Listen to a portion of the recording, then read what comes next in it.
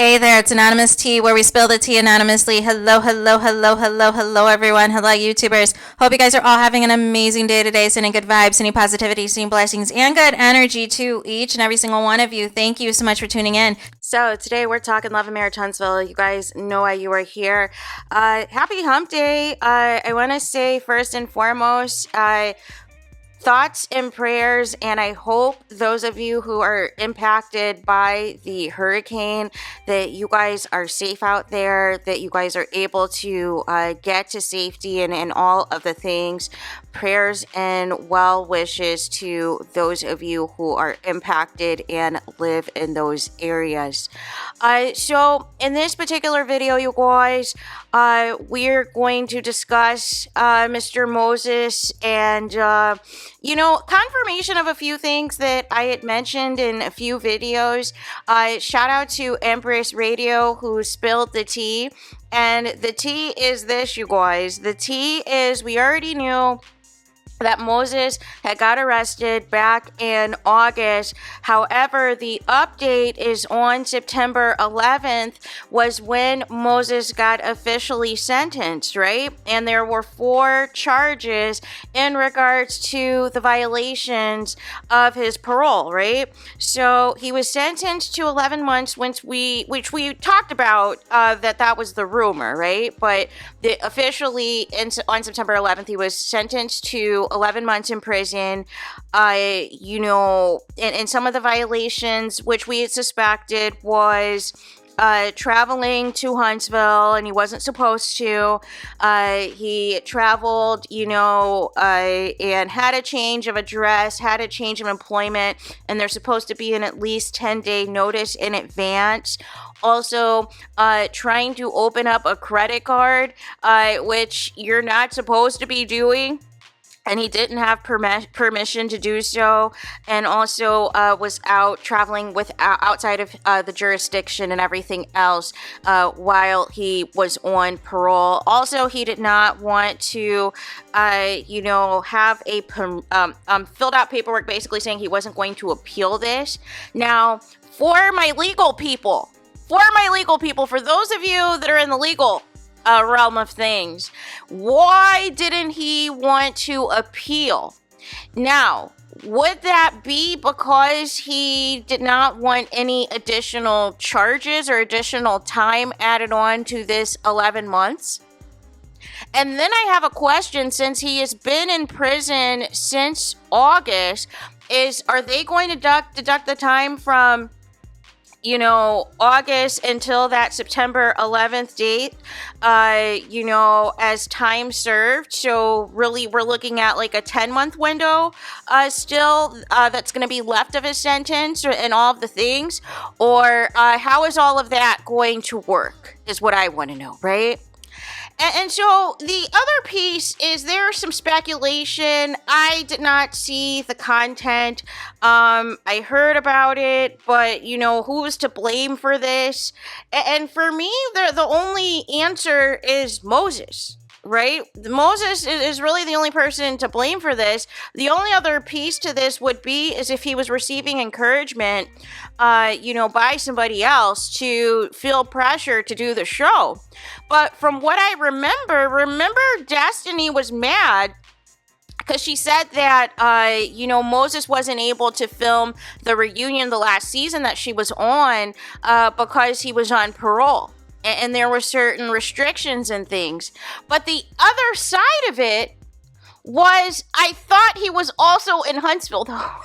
I thought he was in Huntsville when, they were at the holiday party, the Christmas party or whatever, hanging out with the Scots and stuff. So wouldn't that have been a violation then? I'm just confused, right? He knew not to film for the reunion and be available for the reunion or whatever, for the debut of their relationship or whatever. And but still somehow was able to sneak into Huntsville to spend time with Destiny. But technically that's a violation? I'm confused, right? So I'll say this. this kind of reminds me, with what happened on Real Housewives of Atlanta, with what happened with Candy and Todd and Cynthia and Peter, where like Candy, remember she was on Watch What Happens Live, and she was talking about how like she's like, got some of Apollo's stuff at her house, and then the feds came knocking and all of the things and seized all of that to give to the people who were victims. To utilize towards the restitution for the victims that were impacted by Apollo's case. But remember, everybody wanted to blame Phaedra. Everyone wanted to say that Phaedra called the feds. I don't think people understand, on these shows, you never know who's watching. You never know who's working, as a private investigator, as, a CI, as somebody who is, paying attention to your every move to report to your parole officer if there is any type of violations. You don't know who is watching whom. So for me, without any concrete receipts, the only thing I can deduce is that it was stupid for Moses to be out here on this reality show and on the episodes, talking about how he wants to move to Huntsville, knowing daggone well you're not allowed to move to Huntsville because you're on parole and you're in violation, having dinner in Huntsville with the Scotch 2.0, a double date, discussing moving to Huntsville and looking at properties, and filming in Huntsville and looking at Martel and Chris's, garage only ranch, and talking about wanting to build roots and all of these things in Huntsville. And you guys were even doing interviews talking about moving to Huntsville and assessing the land and all these things, knowing daggone well you would be in violation of that, and that you were not allowed, and that you needed to stay your butt put in St. Louis. That is all on Moses, as far as I'm concerned. If you know you're not allowed to be outside of the jurisdiction, and then you are so pressed to be a reality TV star that you're filming a show where you're discussing wanting to live outside of the jurisdiction that would in fact violate the terms of your parole, who else is there to blame? Who was the person that should have gotten Moses's ear and said, you know what? Reality TV is not worth it right now. Let's fulfill the terms of, what your parole is, so that you're not in violation, so that you're not, violating the terms of your probation and all of these things. And then once all of that is over, we can reassess being on reality TV. But no. Somebody saw an opportunity and was like, hey, we got married in 90 days. I understand you're a career criminal, but you're currently not in jail now. We can really sell this marriage. We can really sell this relationship on reality TV to the people. I'm no longer, I no longer have my job as a producer on the show. So therefore, we've got to make some income somehow. So therefore, let's present to the world our relationship, our marriage, and let's show that, there's light at the end of the tunnel. Except for the way that we were introduced to Sonny and Moses was already on shaky ground from the start, was already messy from the start, was already a disaster from the start. Because people made the false assumption that we cared. That we wanted to see a love triangle on a show that was supposed to be about Black excellence and Black entrepreneurs. And then hijacking Mel's event, hijacking the podcast event with Mel that was supposed to showcase Mel, was supposed to be a treat for her fans, and you turn it into something else. You turn it into your own personal reality special, Karlowski. Completely tone-deaf behavior. And like I said previously in several videos, the pivot from when Mel was emotional and feeling as though she was not protected, having to get this extra security, having to deal with her psycho ex and all of these things, and feeling as though Carlos King and everything else, you know, being the king of reality TV, was fully aware. And she was emotional, wanted Martell to get fired. The people were cheering in the audience. And instead of Carlos King taking any accountability, he's like, well, I haven't really been that close to the show as of late, so I wasn't aware all of this was happening. And now let's bring out Sonny and Moses to the stage. What? What? Completely tone deaf, you guys. Completely tone deaf. But, you know, as far as I'm concerned, the person who has spent enough time in prison to understand, you know, what you need to do when you get out and the duties that you are supposed to be performing when you get out, but you're so desperate for reality TV fame, you're so desperate to prove something. Am I supposed to feel sorry for you that you're in trouble and that you are locked up now for 11 months? Are we supposed to be throwing a parade or you know, putting out the false allegation that Moses is a victim to the system when he was released and had an opportunity to rehabilitate himself? But instead, somehow was convinced that filming a reality TV show while on parole outside of his jurisdiction, without notifying the parole officer that he had a new job, without notifying the parole officer that he was traveling to Huntsville on several occasions, without notifying the parole officer that he is traveling outside of the jurisdiction in which he is supposed to be, you know, completing the terms of his parole, and, you know, again, opening up a credit card without permission, doing all of these things. For what? You thought you weren't going to get caught? There's eyes everywhere, people. There's eyes everywhere. This isn't about some type of revenge or some type of, you know, somebody's waiting in the background. Because here's the thing with that, right? If somebody was really about that life on revenge and all of these things, why are we arguing on camera about who had Moses last and what Moses tastes like? And if I can have Moses now, I want him. I can have him. Moses is still hitting me up. Moses is still contacting me. Does that sound like somebody who is, you know, out here trying to monitor the terms of his parole and do all this other stuff? No. If you've been in violation and you've been missing your check-ins and you have not been telling the truth in your check-ins with your parole officer, you don't think they're going to go and do their own investigation? And, you know, the show came back on air. The show started filming back in January. So at least since January, Moses has been in violation.